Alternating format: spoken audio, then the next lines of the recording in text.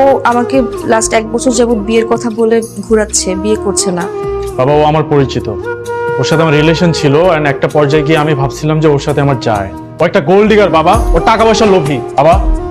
She was married, আমি মানি ওর সাথে আমার রিলেশনশিপ ছিল, বাট আমি কোনোভাবেই জানতাম না বাবা রিলেশনশিপের আগে দ্যাট ও ম্যারিড ছিল। ওর হাজবেন্ডকে ডিভোর্স দিয়ে আসছে আমার কাছে।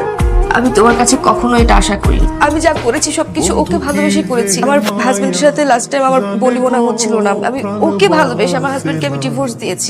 আমি শুরু থেকে বুঝতে পেরেছি যে তুমি একটা অসভ্য ফ্যামিলি থেকে এসছো, না হলে এখানে এসে এসব কথা বলতে না। আমি এটাও বুঝেছি যে তুমি একটা আনএডুকেটেড ফ্যামিলি থেকে এসছো। তুমি বিয়ে করেছো, তারপরে আমার ছেলের সাথে সম্পর্ক করেছো। তুমি আমাদের ফ্যামিলি সম্পর্কে জানো আমরা কি বিলং করি, কোন অ্যাঙ্গেল থেকে তোমার সম্পর্ক ভালোবাসা বা বিয়ে শাদী পর্যন্ত যাবে। আর তোমার